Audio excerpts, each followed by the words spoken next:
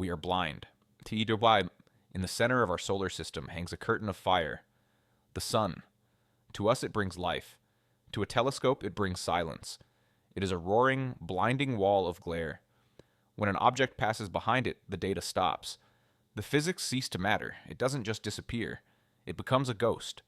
For the last 4 weeks of October 2025, the interstellar object known as 3I Atlas has been hidden in that fire. We call this the solar conjunction. It is a period of enforced silence, a period of waiting. And in the year 2025, it became a period of holding our breath. We remember what it looked like before it disappeared.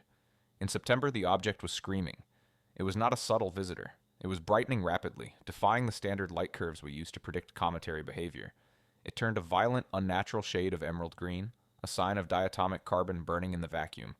It swelled with a coma of carbon dioxide that was so large, so dense, that it defied every model we had constructed for an object of its size. We watched it race toward perihelion, its closest approach to the sun, with a mix of professional excitement and a deep, primal dread. We knew the physics, we knew the violence of gravity and the sheer destructive power of solar radiation at that proximity. We knew that 3I Atlas was plunging into a furnace. At that speed and at that distance, the heat would be unimaginable, enough to melt lead, enough to boil rock.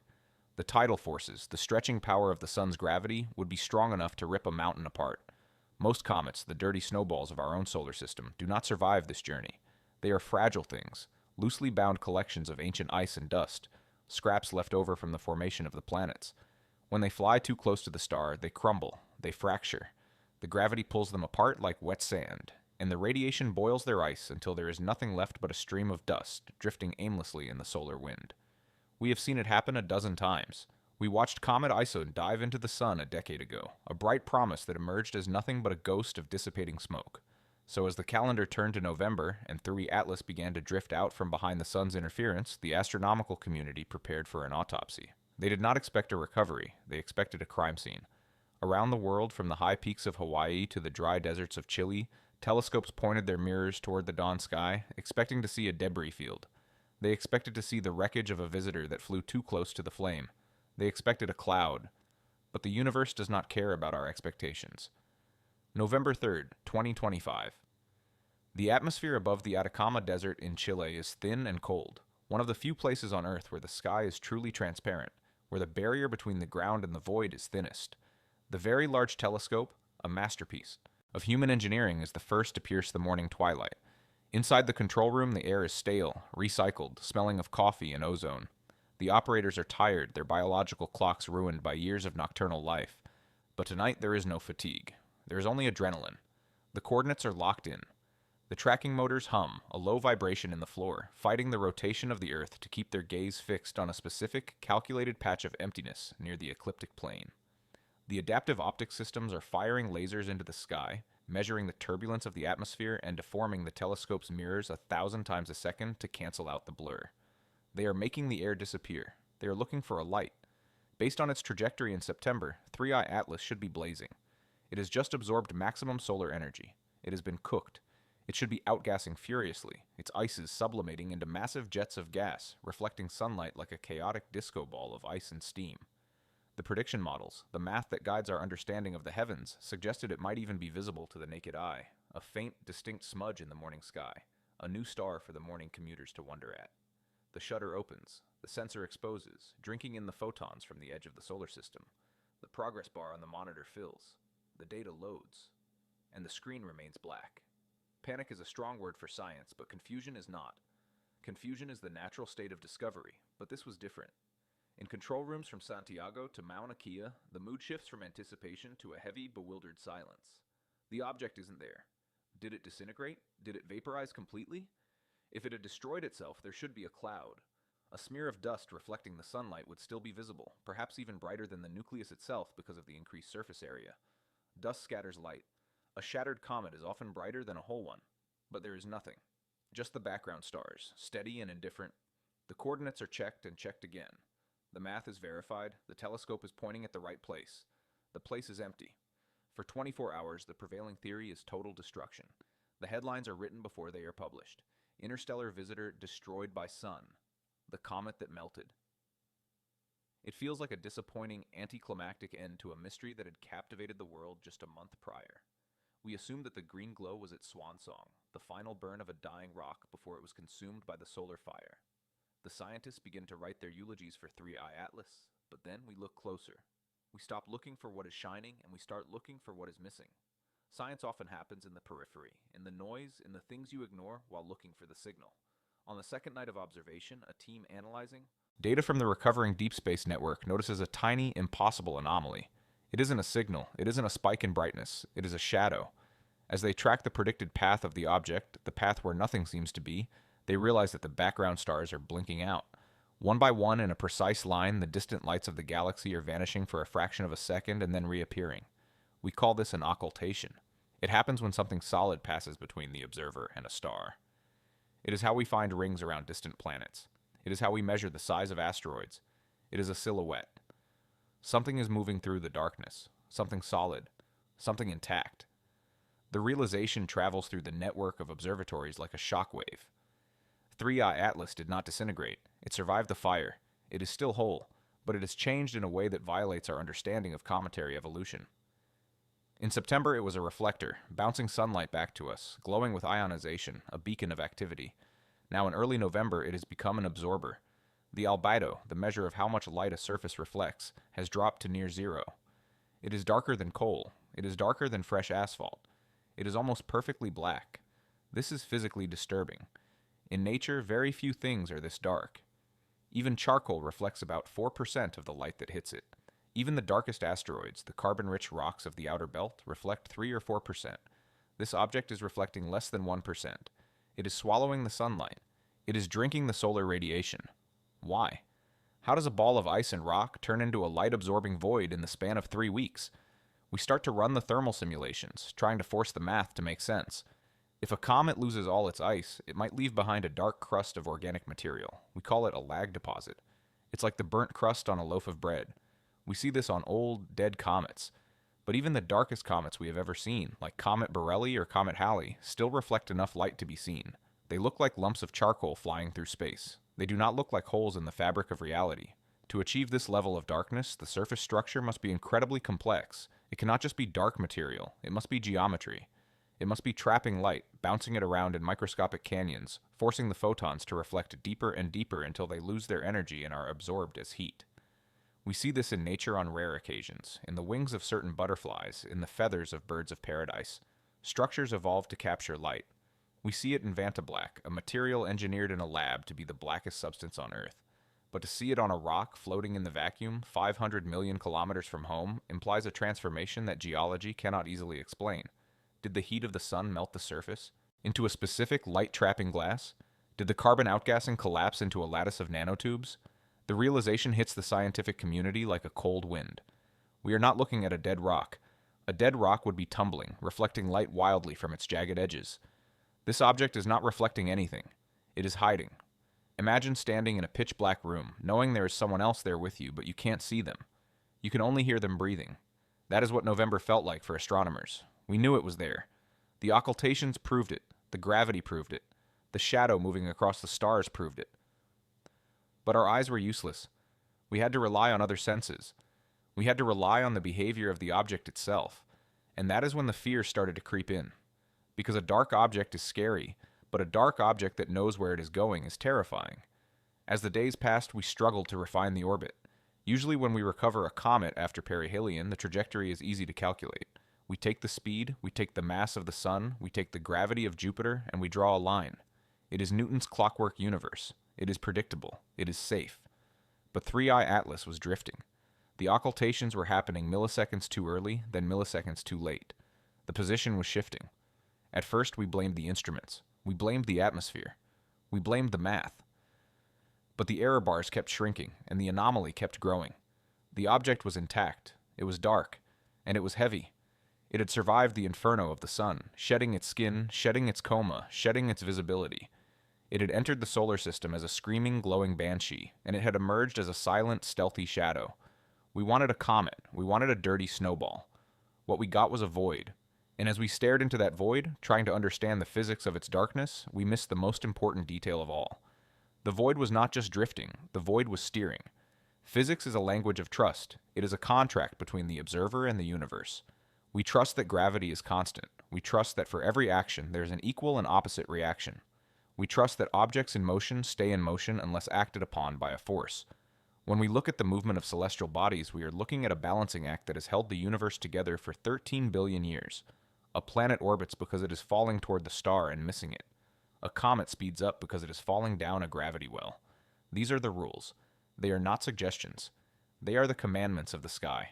By the second week of November 2025, the data coming from the Deep Space Network began to suggest that 3I Atlas was breaking the rules. The object was moving away from the Sun now, heading outward toward the orbit of Mars. In a standard ballistic trajectory, the kind followed by a rock thrown by a giant hand, it should be slowing down. The Sun's gravity is a leash. It pulls back on everything that tries to leave. And 3I Atlas was slowing down, yes. But not enough. It was retaining velocity. It was moving faster than gravity allowed. Now, in cometary science, we have a term for this. We call it non-gravitational acceleration. It sounds mysterious, but usually it is mundane. It is the rocket effect. When a comet heats up, gas jets erupt from the surface. These jets push against the nucleus, giving it a tiny kick. It's like a deflating balloon flying around a room. We saw this with Oumuamua in 2017.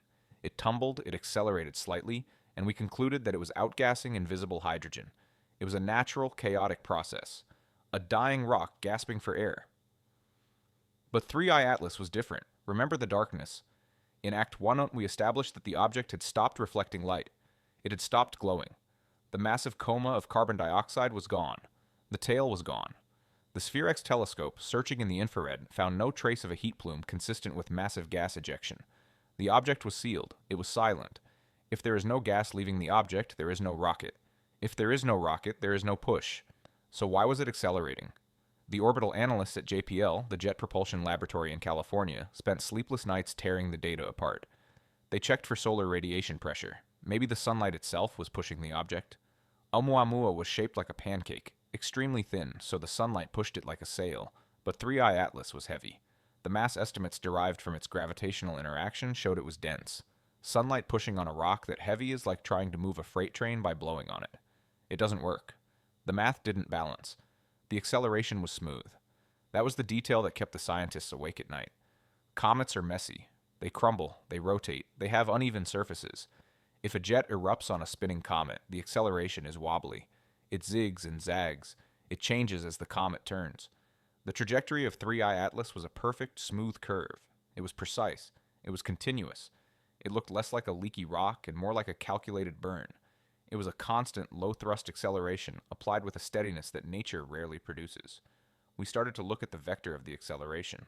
Where was it pushing? A natural comet pushes away from the sun because that's where the heat is coming from.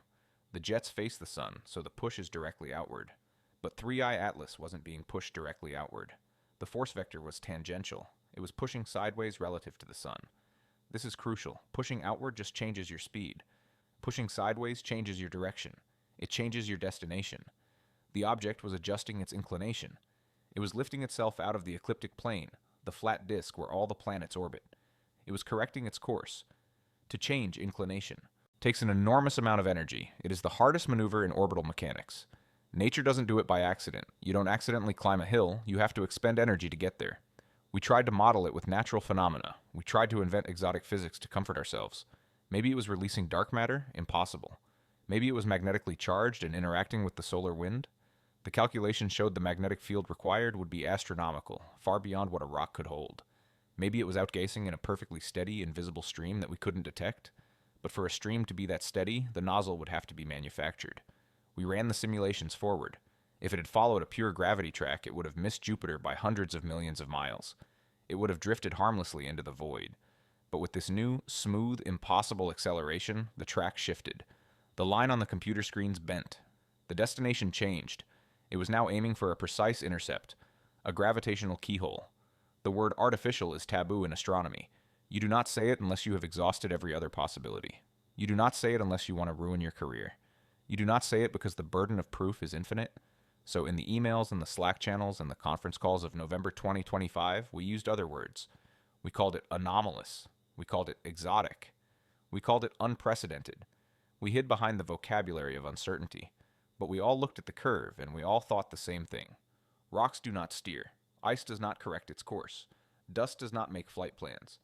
The skepticism was high, as it should be. The scientific method demands doubt. It must be outgassing, the traditionalist argued. It must be a stealth jet, hiding its heat, hiding its dust, venting in a perfectly steady stream that mimics a thruster. We are just missing the data. It was a comforting thought. A stealth jet is rare, but it is allowed by physics. A steering rock is not. But the universe has a way of escalating the stakes. As we argued over the trajectory, the Deep Space Network began to struggle with the tracking. The object was getting farther away, fading into the distance. The darkness made optical tracking nearly impossible. We needed a lock. We needed to ping it with radar to get a precise shape, to see if we could find this invisible jet, to prove the skeptics right. The Goldstone antenna in the Mojave Desert, a massive dish listening to the whispers of the cosmos, blasted a radar signal at the coordinates. A shout into the dark, moving at the speed of light, expecting an echo. We waited. The signal traveled out, millions of kilometers, hit the object, and bounced back. The return signal was wrong. Radar tells you about texture. It bounces off rough surfaces in a scattered mess. We call it diffuse reflection. An asteroid looks like a fuzzy cloud to radar. It bounces off smooth surfaces in a sharp glint. We call it specular reflection. The return from 3i Atlas was sharp, incredibly sharp. It hit the object and came back coherent. It suggested a surface that wasn't just smooth, it was polished, or perhaps it was metallic, but it was also modulating. As the object moved the radar cross-section, the apparent size of the object to the radar beam wasn't tumbling randomly. It was oscillating. It was shifting in a rhythmic pattern, spinning, but not the chaotic tumble of a dying comet. Natural objects tumble on multiple axes. They wobble like a deflated football. This was a stabilized spin, axis locked, rotation constant. It looked like a gyroscope. If you have a spacecraft and you want to keep it steady, you spin it. You stabilize it. You turn it into a flywheel so that it resists external forces. 3i Atlas was spinning with a period of exactly 4 hours and 12 minutes. It wasn't wobbling. It wasn't precessing. It was locking its orientation relative to the stars. So we had a dark object, an object that absorbed light like a black hole, an object that was accelerating smoothly without visible propulsion, an object that was steering itself out of the plane of the solar system, and now an object that was spinning with the mechanical precision of a flywheel. The mood in the control rooms changed from confusion to a deep, unsettled quiet. The jokes stopped. The aliens memes on social media stopped being funny and started feeling intrusive. Because when you look at the data, really look at it, you stop seeing a rock. You start seeing a machine. And if it is a machine, what is it doing? Why did it go dark? Why is it steering? The answer, we would soon realize, lay in the spin. That 4-hour, 12-minute cycle wasn't just for stability. It was a clock. It was a timer. Deep in the thermal data, buried under the noise of the background universe, a sensor on the James Webb Space Telescope, pushed to its absolute limit, noticed a spike. It was tiny, a fraction of a degree, but it happened exactly at the peak of the spin, and then 4 hours and 12 minutes later it happened again. A heartbeat. We weren't watching a rock tumble through space. We were watching a system come online. The acceleration wasn't just a drift, it was a departure. It was leaving. But before it left, it had one more thing to do. The curve on the graph was impossible. The darkness was impossible. But the pulse was undeniable. By the middle of November 2025, the silence surrounding 3i Atlas had become a physical weight, a heavy blanket that smothered the usual chaotic discourse of the scientific world. It was not a silence of data. Our servers were filling up with terabytes of telemetry, radar echoes, and orbital calculations at a rate that threatened to overwhelm the storage banks of the Deep Space Network. It was a silence of understanding. We had the numbers, we had the coordinates, we had the vectors, but we did not have the story. We knew the object was there, a dark, light-absorbing silhouette moving against the stars like a hole in the sky. We knew it was spinning with the mechanical precision of a gyroscope, locking its axis against the drift of the void.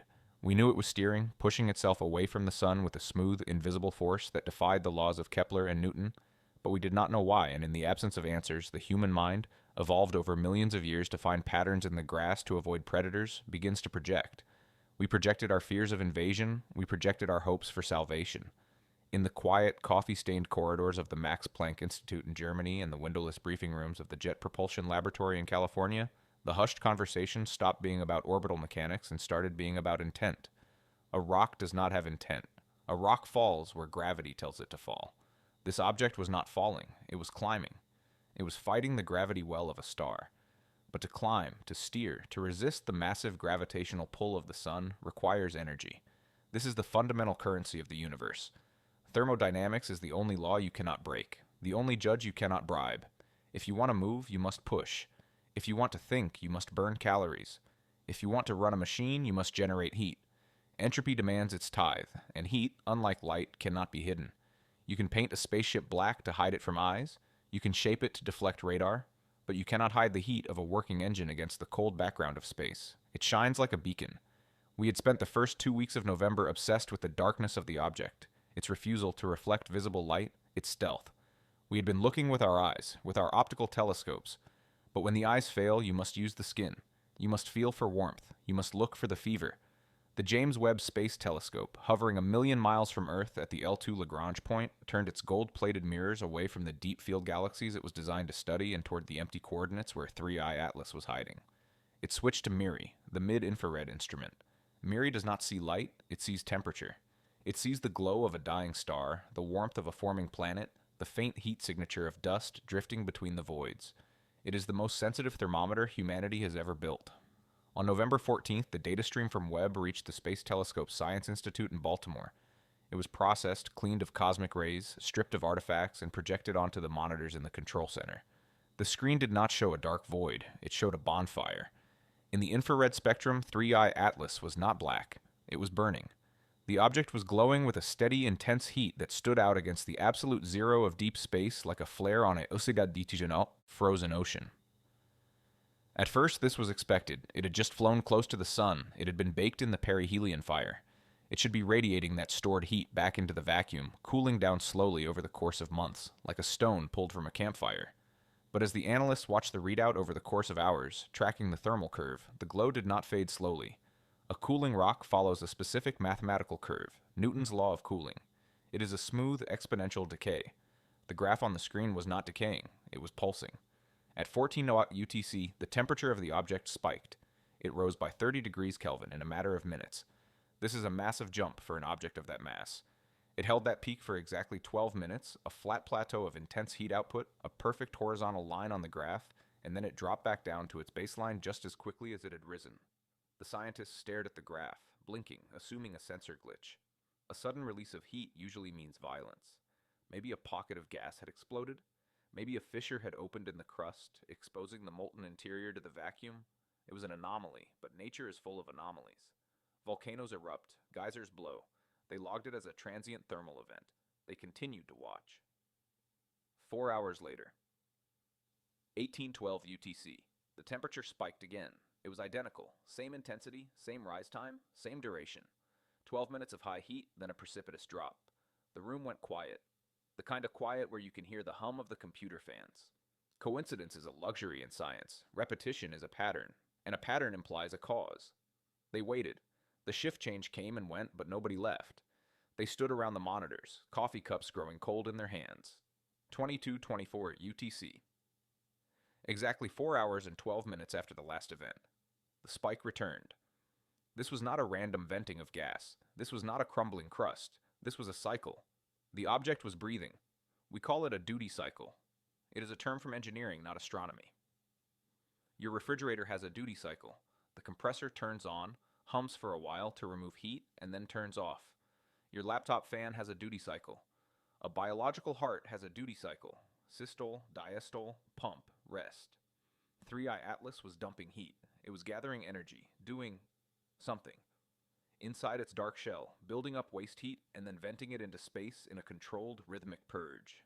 It was managing its thermodynamics. The precision was the terrifying part. Nature is rhythmic, yes. Tides go in and out. Pulsars spin. Variable stars brighten and dim, but natural rhythms are analog. They are soft. A variable star brightens over days, a sine wave of changing light, rising and falling gently. This was digital. The graph looked like a square wave. On, off, on, off.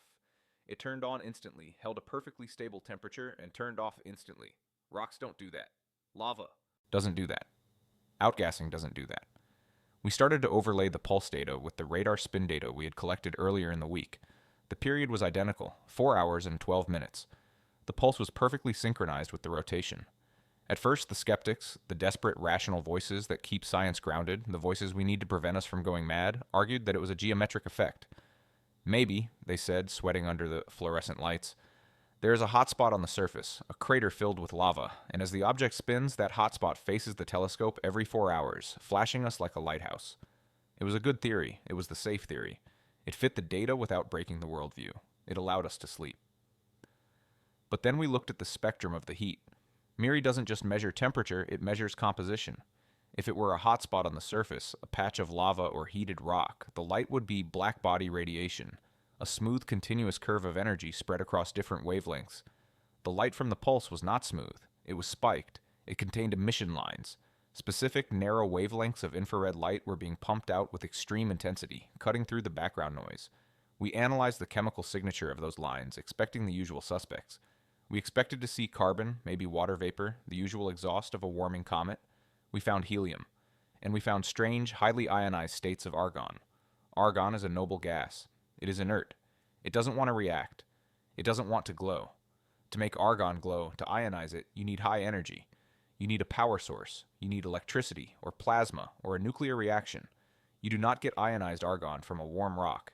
You get it from a welding torch. You get it from an ion drive. The implication settled over the scientific community like a shroud. We were not looking at a passive object cooling down after a solar encounter. We were looking at an active system. Heat is the byproduct of work. This is the inescapable truth. You cannot do anything, calculate a number, move a piston, fire a thruster, think a thought, without creating waste heat. The more complex the work, the more heat you generate. 3I Atlas was doing work. Massive amounts of it. Inside that dark, light-absorbing shell, something was running. Was it an engine? Was the mysterious acceleration we saw in Active New Central the result of some internal drive that generated this heat? Or was it a computer? Was the object processing data? Was it thinking? We realized with a start that the blindness of the solar conjunction might not have been a blindness for the object. For 4 weeks it had been close to the sun. Maybe it wasn't hiding. Maybe it was charging.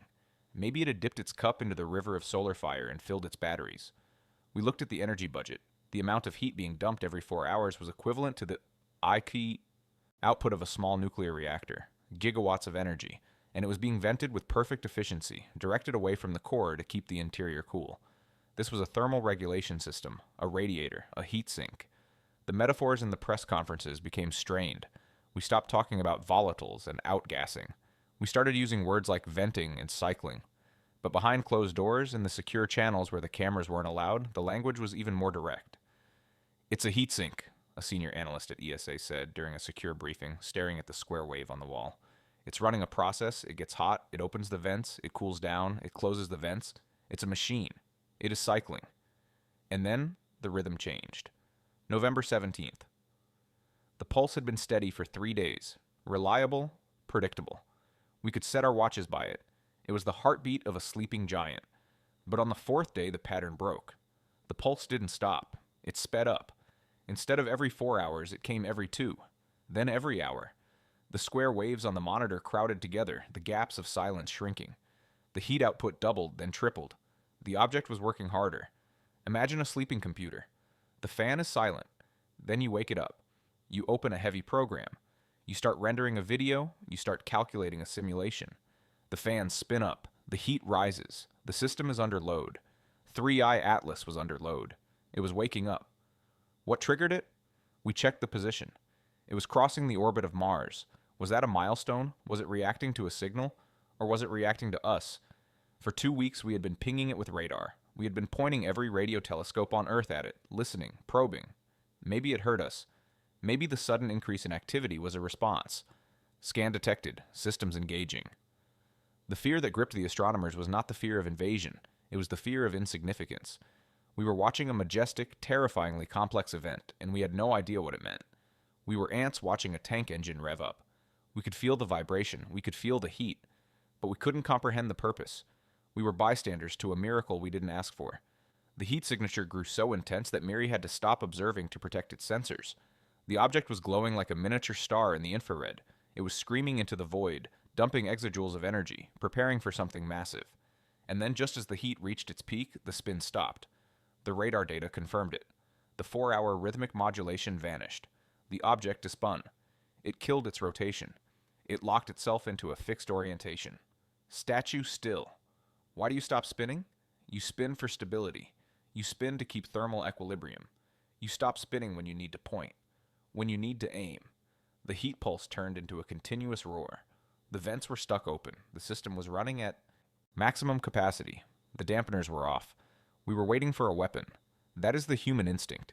When you see a gun being loaded, you expect a shot. When you see a machine charge up, you expect a beam. We braced ourselves. The tracking stations went to full alert, but 3-Eye Atlas did not fire. It unfolded.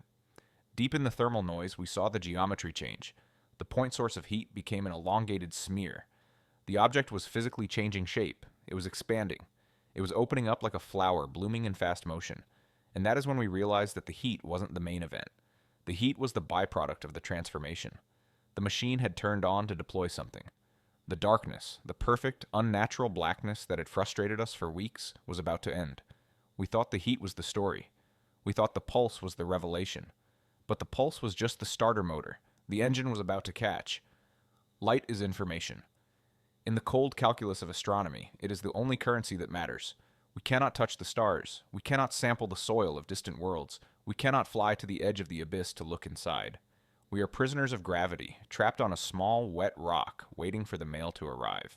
And the mail comes in the form of photons, tiny, massless packets of energy that have traveled across the infinite black to tell us what is happening in the dark. They are the messengers of the cosmos. For weeks, 3-Eye Atlas had denied us that information.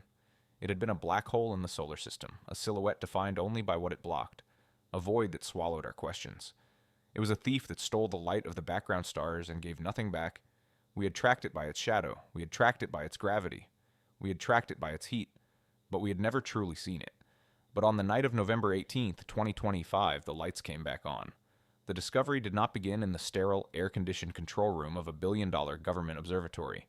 It did not begin with a frantic call from NASA or a press release from the European Space Agency. The sky is too big for the professionals to watch all of it at once. They look through soda straws, focusing on tiny patches of the universe with extreme magnification. To see the big picture, you need the amateurs. You need the army of sleepless obsessives who watch the sky simply because they love it. It began in a backyard in the South Island of New Zealand near the town of Tekapo, where the air is crisp and the light pollution is zero. A user known on the forums only as Stargazer NZ was sitting in the dark, shivering next to a home-built 12-inch Dobsonian telescope, a light bucket made of plywood and mirrors. It was 3 a.m. local time. The coffee was cold. The rest of the world was asleep. He wasn't looking for aliens. He was looking for variable stars in the constellation Pisces. He was manually sweeping the telescope across the star field, checking his charts, when something ruined his night vision. A bright, piercing star flared in the eyepiece. He pulled back, rubbing his eyes, thinking he had accidentally pointed the scope at Jupiter or a high-altitude aircraft. He checked the finding charts. There was no star there. He checked the satellite tracking apps. The sky was clear of traffic. He looked again. The star was still there, and it was drifting. At 3:14 a.m., he posted a message on the Cloudy Nights Astronomy Forum. The subject line was simple. Unknown object in Pisces. Magnitude 4. Coordinates match Atlas. Is anyone else seeing this? The internet is a skeptical machine. The first replies were dismissive. It's a geostationary satellite flaring, one user wrote. Check your collimation, said another. The professionals who lurked on the board scoffed. 3-Eye Atlas was magnitude 20, invisible to anything but the largest observatories on Earth. It was a dark rock, covered in soot. It couldn't just become a naked-eye star in the span of an hour. That represents a brightness increase of 1,000,000 times. Rocks don't do that. Physics doesn't do that. It was impossible. It was a mistake. But the Earth turns. As the shadow of night swept westward across the globe, the report started to snowball. An observer in Brisbane, Australia reported a new star rising in the east. Then a team in Japan. Then an automated sky survey in Hawaii triggered an alert. The night side of the Earth was waking up to a stranger in the sky. By the time the sun set over the Andes Mountains in Chile, the debate was over. The Very Large Telescope, VLT, at Paranal Observatory prepared to open its eyes.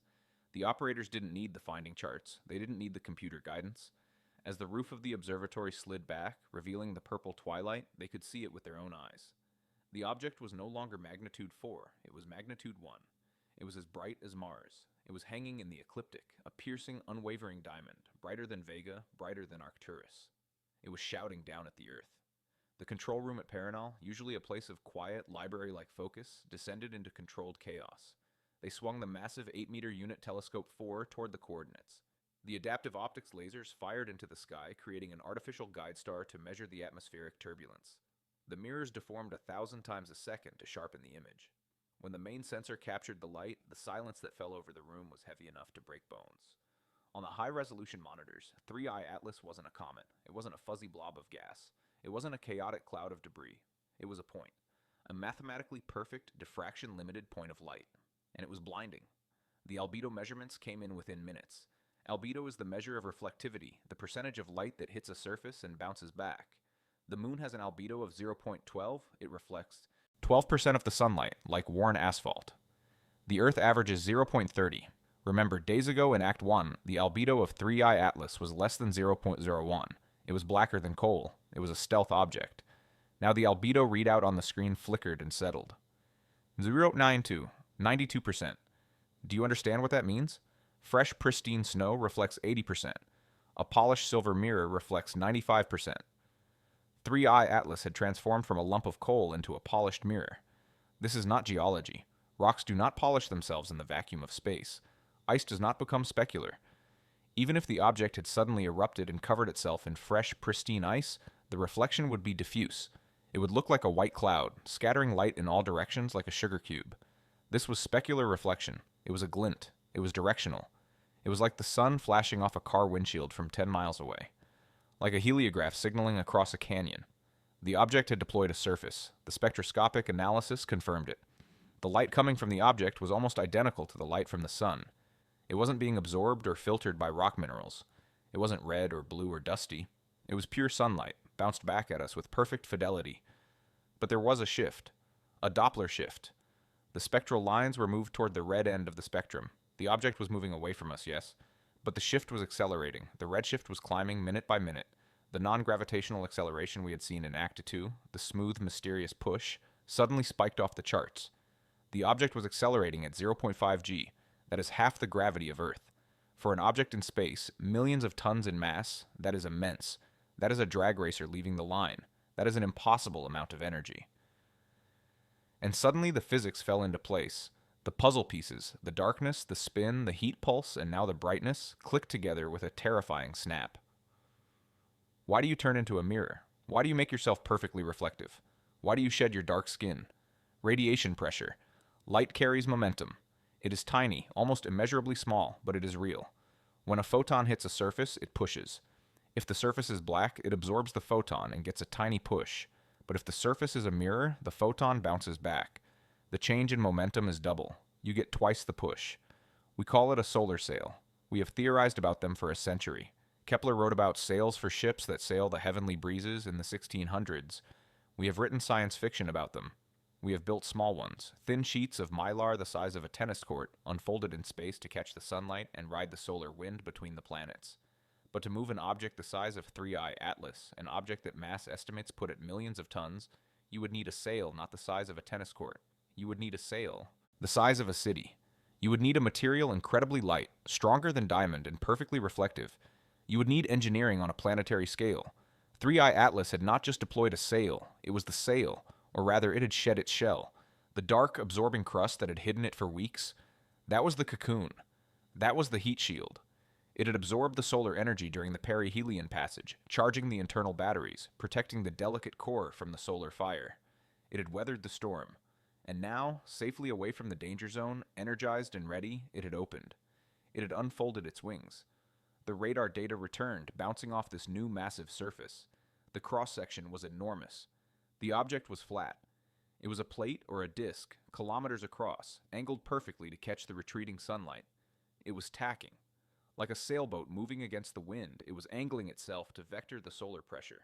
It was steering with light. The acceleration was not an engine. It was not a rocket. There was no fuel tank to run dry. It was the most elegant, efficient form of propulsion in the universe.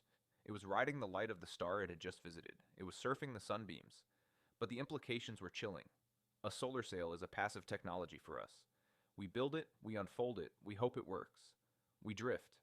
This sail was active. As the astronomers watched, the brightness fluctuated. Not randomly, but responsively. The object was twitching, it was adjusting the angle of its reflective surfaces in real time to maintain stability. It was balancing on a needle of light, it was correcting for the turbulence of the solar wind. It was flying. And then we saw the signal. It wasn't a radio signal, it wasn't a message for us. It was a byproduct of the sail's operation. As the vast mirror adjusted its tilt, shifting its angle of attack to optimize the thrust, it would occasionally flash a beam of reflected sunlight directly at Earth. A lighthouse sweep. Flash. Darkness. Flash. Darkness. The entire planet could see it. You didn't need a telescope anymore. You just had to look up. Imagine walking home from work. The sun has set. The sky is dark. And suddenly a star flares into existence. Bright enough to cast a shadow on the pavement, burns for 3 seconds, and then vanishes. And then 2 minutes later, it happens again. Panic is too soft a word for what happened on the ground. Cities went dark as power grids struggled, but people ignored the blackouts. They stood in the streets. They pulled their cars over on the highway, creating traffic jams that stretched for miles. They stood on the roofs of apartment buildings. Everyone looked up. We are a species that has forgotten the sky. We look at our phones. We look at the ground.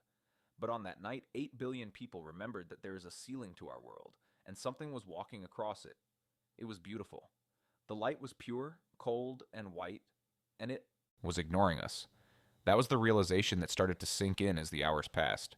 The flashes weren't a code. They weren't mathematical constants. They were random, determined only by the navigational needs of the object. The beam swept over Earth, not because it wanted to see us, but because we happened to be in the way of the reflection. We were incidental. The trajectory analysis updated. With this new acceleration, this solar sailing push, the destination had shifted again. It wasn't just leaving the solar system on a random vector. It was aiming for a specific corridor, a gravity assist. It was heading for Jupiter. But why? If you have a solar sail, you don't need gravity assists. You have constant thrust. You can go anywhere. Unless you are in a hurry. Unless you are late.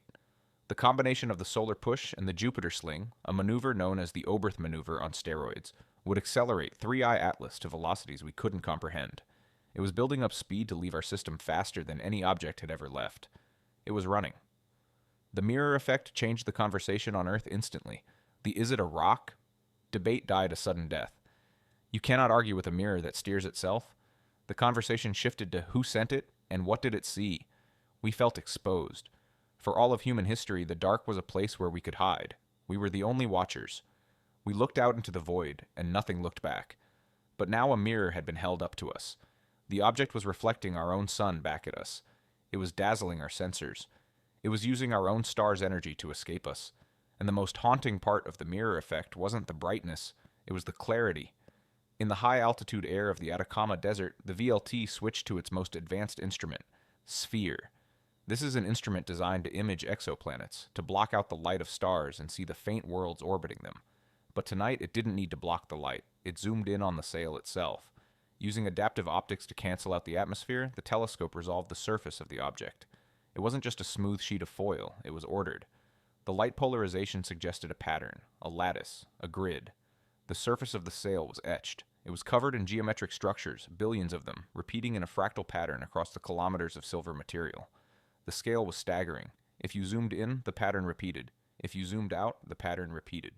Were they circuits? Was the sail a giant computer processor, powered by the light it reflected? Were they sensors?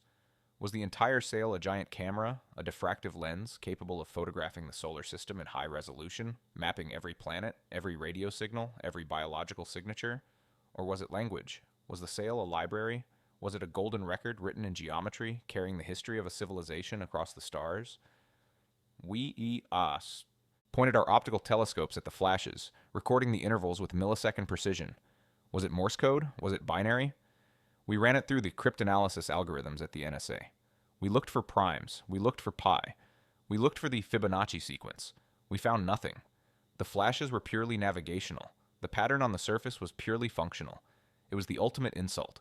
An alien artifact the size of a city unfolds in our sky, turns into a giant mirror, and it doesn't even bother to say hello.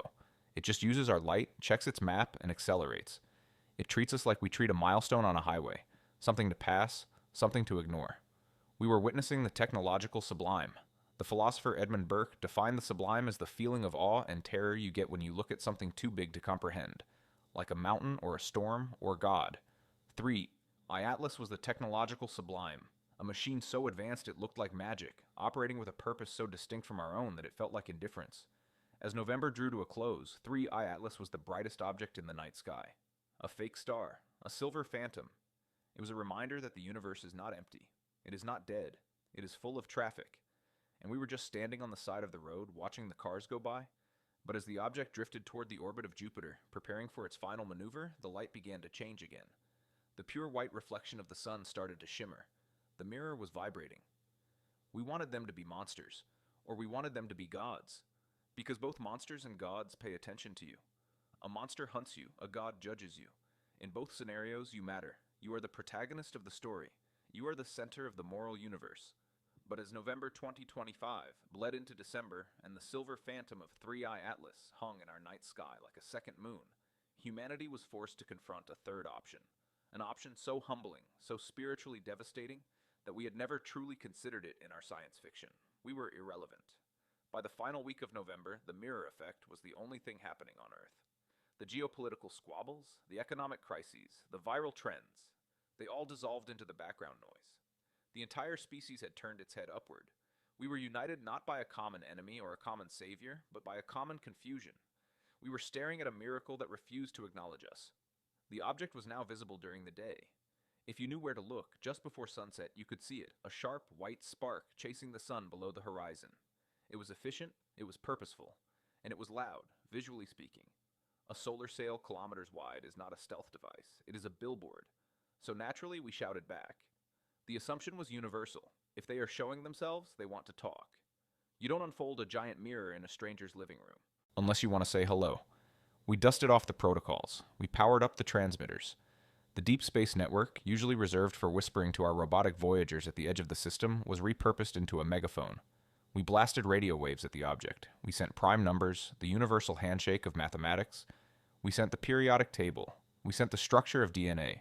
We sent the pulsating rhythm of binary maps pointing to Earth, just in case they had missed the blue planet sitting right next to them. We didn't stop at radio. In New Mexico and the Canary Islands, we fired lasers. High-powered pulsed lasers used for atmospheric calibration were retargeted. We flashed them in rhythmic sequences, a optical Morse code designed to cut through the solar glare. We were waving a flashlight at a passing car. We waited for the answer. We waited for the sail to tilt in acknowledgement. We waited for the flashes to synchronize with ours. We waited for a radio burst, a sequence of primes, a hello world. We got nothing.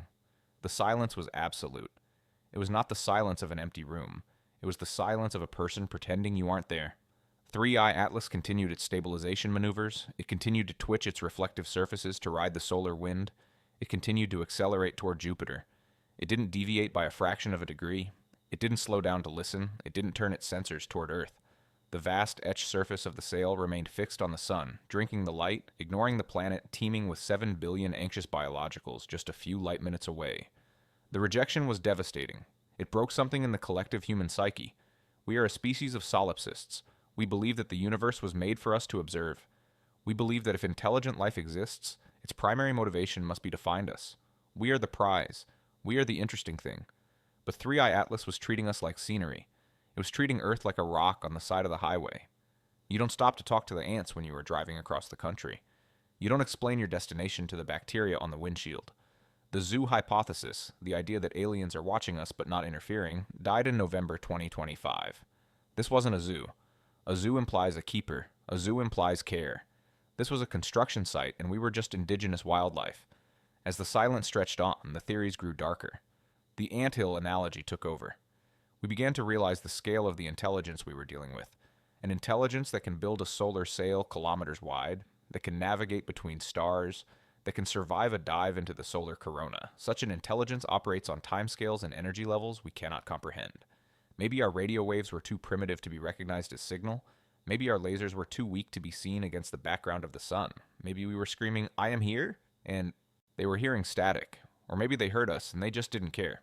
This realization, the indifference of the visitor, triggered a kind of philosophical vertigo. We call it the Copernican trauma. Copernicus told us we weren't the center of the solar system. Darwin told us we weren't the center of biology. Freud told us we weren't the center of our own minds. And now Three-Eye Atlas was telling us we weren't the center of the galaxy. We were a waypoint. A gas station. The object was using our sun. That became clear as the trajectory analysis refined. It hadn't come here to explore. It hadn't come here to conquer. It had come here to recharge. It had dipped into the gravity well, soaked up the solar radiation, charged its batteries, unfurled its sail, and was now using the photon pressure to boost its speed for the next leg of the journey. Our solar system was a pit stop, and now it was heading for the exit. The exit was Jupiter. The trajectory was a work of art. The orbital dynamics experts at JPL were weeping over the math. It was a powered gravity assist. Usually when we fly a probe by a planet to steal some speed, we have to be careful. We thread the needle. 3i Atlas was not being careful. It was being aggressive. It was aiming for a perigove, a closest approach to Jupiter that was suicidally low. It was going to skim the cloud tops. It was going to dive through the most intense radiation belts in the solar system, a region of space where the magnetic field of Jupiter accelerates particles to near light speed, creating a meat grinder of ionizing radiation that fries electronics in minutes. Our probes, like Juno and Europa Clipper, have to carry massive lead vaults to survive even short dips into that radiation. 3i Atlas was flying straight into the heart of the fire. Why? Because the deeper you dive into the gravity well, the more speed you can steal. This is the Oberth effect. The faster you are moving when you fire your engines, or in this case, when you angle your sail, the more kinetic energy you gain. The object was greedy for speed. It was trying to leave us as fast as the laws of physics allowed. As it approached Jupiter in late November, the visual spectacle shifted. The bright star in our sky began to dim as it moved further away, but for the telescopes it became a drama of juxtaposition. We saw the silver needle of the sail against the swirling, chaotic bands of the gas giant. The Great Red Spot, a storm larger than Earth that has raged for centuries, became the backdrop for this silent traveler. And for a brief moment, as it closed in on Jupiter, the behavior changed. On November 28th, just hours before the closest approach, the pulses from the object, the thermal heartbeat we detected in Act 3, changed rhythm again. They became complex. The square wave duty cycle dissolved into a flurry of high-frequency bursts. The sail rippled. The vast mirror surface vibrated, sending shimmers of light cascading through the Jovian system. Was it struggling? Was the radiation tearing the machine apart? No. It was scanning. We didn't understand it at the time. We thought it was turbulence, but looking back at the data, the pattern is undeniable. As it flew by Jupiter, 3i Atlas turned its sensors outward. It wasn't looking at the planet. It wasn't looking at the moons. It was looking at the magnetic field lines. It was harvesting energy. The realization hit the plasma physicists first. The object wasn't just using gravity, it was using electrodynamics. It was extending invisible tethers, perhaps magnetic fields of its own, to drag against Jupiter's rotating magnetosphere. It was an electrodynamic tether maneuver, a concept we have only modeled in theory. By coupling with Jupiter's magnetic field, it could steal rotational energy from the planet itself. It was slowing Jupiter down by an infinitesimal, unmeasurable amount to speed itself up. It was feeding. This was a Type 2 civilization maneuver. A Type 1 civilization, like us vaguely, harvests the energy of its planet. A Type 2 civilization harvests the energy of its star. 3i Atlas was treating the planets like batteries to be drained. The sheer arrogance of the maneuver was breathtaking. It didn't ask for permission. It just dropped a line into the most powerful magnetic engine in the solar system and drank its fill. And then, the slingshot snapped. 3i Atlas whipped around the dark side of Jupiter. For 3 hours it was occulted. We couldn't see it. We couldn't hear it. It was alone in the dark with the king of planets. We held our breath again. Would it crash? Would the radiation fry its brain? Would the magnetic drag tear the sail apart? When it emerged from the shadow of Jupiter, it was moving at a velocity that made the earlier numbers look like rounding errors. It had entered the system at 30 kilometers per second. It had left the sun at 80. It left Jupiter moving at 140 kilometers per second. It was achieving escape velocity, not just from the solar system, but from the local cluster of stars. It was going hyperbolic. It was gone. But in those final moments, as it pulled away from the gravity of the gas giant and angled its sail for the long dark, it did one last thing that haunts us. It finally pointed at Earth. It didn't send a message. It didn't flash a prime number. It didn't slow down. But for exactly 6 minutes, the flat, reflective surface of the sail pivoted. The gyroscopes locked. The mirror angled perfectly so that it was perpendicular to the line of sight of our planet. It caught the sunlight and blasted it directly at us. The flare was blinding. For 6 minutes, a new star appeared in the sky, visible even in the daylight. It was a flashbulb. And then it pivoted away. What was that? Was it a goodbye? Was it a threat? Was it a we see you? Or was it a scan? The optical analysts suggest that by creating a perfect reflection, the object could have focused the light returning from Earth. It could have used the sail as a massive telescope mirror. By flashing us, it illuminated us. It took a picture, a 6-minute exposure of the Earth. It saw our cities. It saw our oceans. It saw the heat signatures of our industries. It saw the chemical composition of our atmosphere, the oxygen, the methane, the industrial pollutants. It saw the radio bubble of our telecommunications. It took a snapshot of humanity in 2025, and then it turned its back. That was the hardest part. The turn. After the flash, the sail angled back toward the interstellar void. The brightness dropped. The object began to fade. It had seen us, it had verified us, and it had decided we weren't worth stopping for. The silence that followed the Jupiter flyby was different from the silence of the conjunction. The conjunction silence was full of suspense. This silence was full of finality. The door had opened just for a crack. We had seen the light from the hallway. We had seen the shadow of something walking past. And then the door had slammed shut. We were left alone in the room.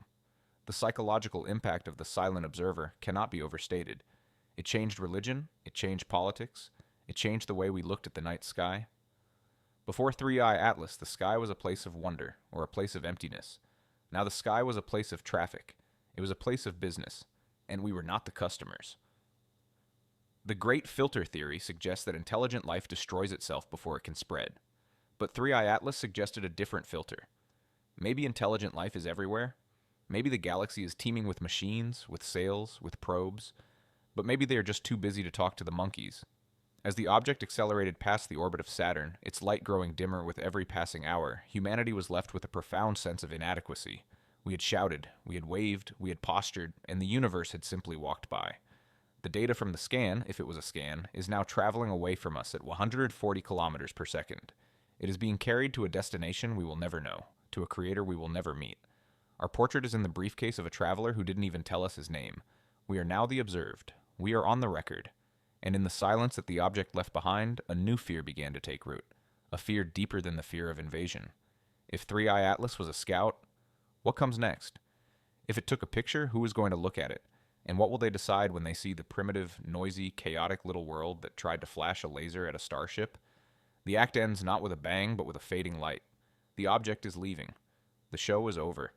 The audience is left sitting in the dark, wondering if there will be a sequel, and terrifyingly realizing that we don't get to decide. The silent observer has made its report. Now we wait for the judgment. The end of a phenomenon is rarely a clean cut. It is a fade.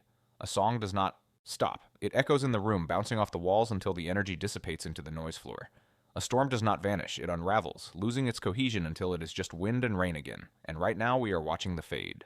Three-Eye Atlas, the object that has turned the eyes of 8 billion people toward the sky, is not disappearing. It is receding. Tonight the visual spectacle is ending. The solar sail, that vast mirror that has dazzled the southern hemisphere for weeks, is pivoting away from us. The mirror effect, which turned a dark intruder into a second star, is breaking. To the naked eye, the sky is becoming empty again. The constellations are returning to their ancient static patterns, undisturbed by the silver intruder. But for the astronomers, the horror is just beginning. Because now comes the degradation. In science, we are addicted to resolution. We want 4K images. We want distinct spectral lines. We want certainty. For a month, we have been spoiled. We have had high-definition radar maps that showed the spin. We have had thermal profiles so clear they looked like blueprints of a working engine. We have had a front-row seat to an alien technology demonstration that defied our understanding of physics. But as I speak, we are watching it drive away. And as it pulls away, the data is beginning to rot. The signal-to-noise ratio, the holy grail of observation, is collapsing.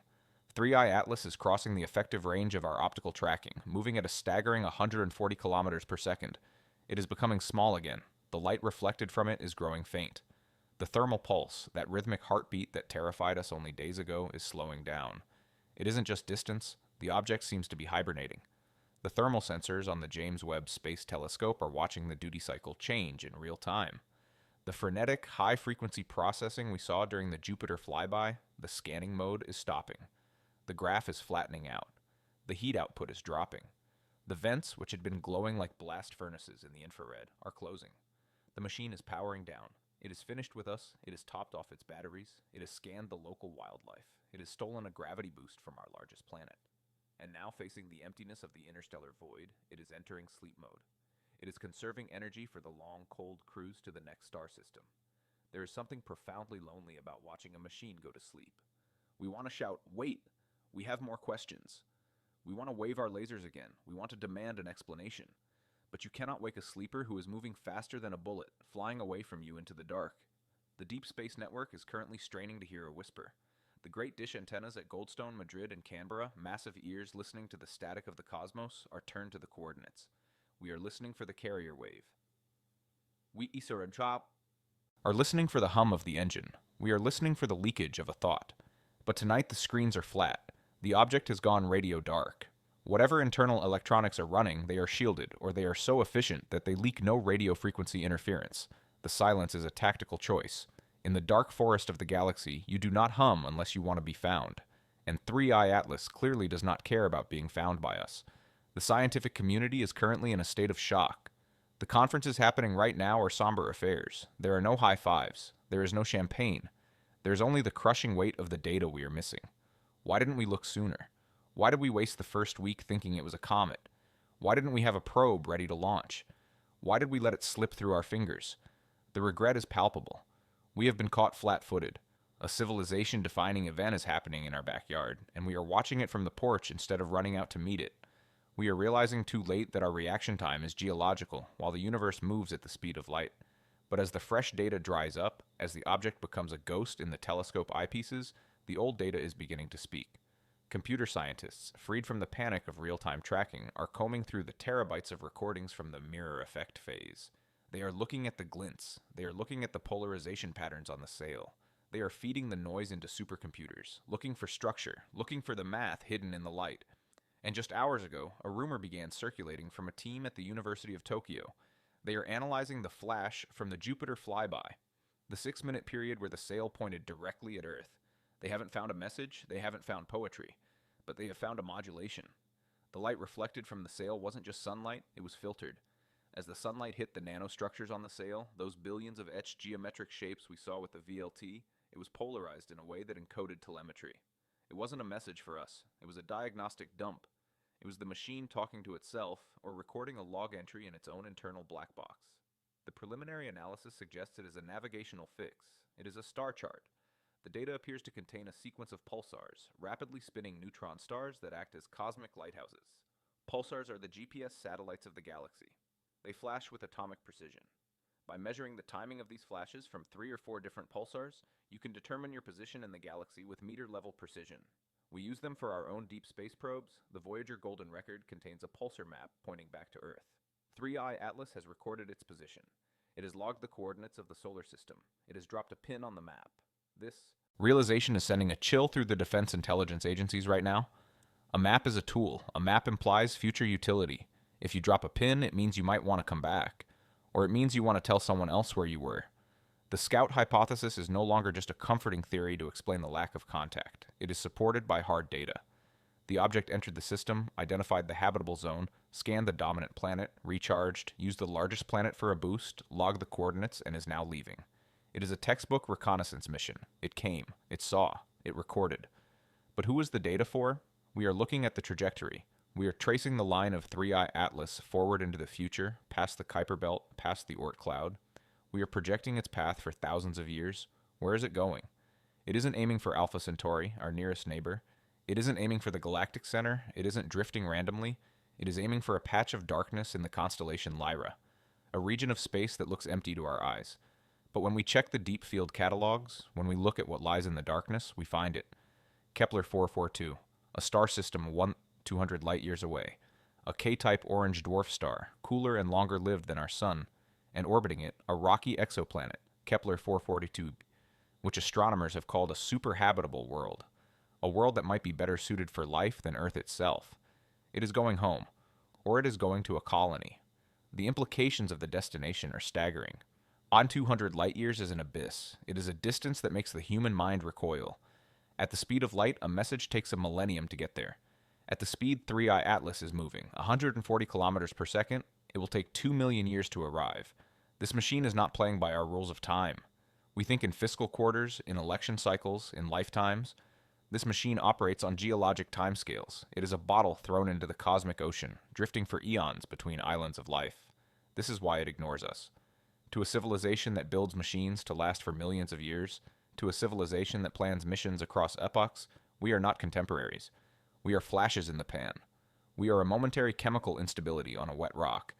By the time 3i Atlas reaches its destination, human civilization might be dust, or we might have transcended biology, or we might have left Earth. We are a curiosity to be cataloged, not a peer to be engaged. We are an entry in a database that won't be read for 10,000 generations. As we stand here tonight, watching the object fade beyond the reach of amateur telescopes, it is becoming a magnitude 25 smudge, visible only to the giant eyes of the VLT and Keck. The public interest is waning, as it always does. The news cycle is moving on. The viral videos are being replaced by cat videos. The politicians are stopping their talks about aliens and starting to talk about budgets again. But the scar remains. Humanity has been changed. You can see it in the eyes of the people on the street. We have lost our innocence.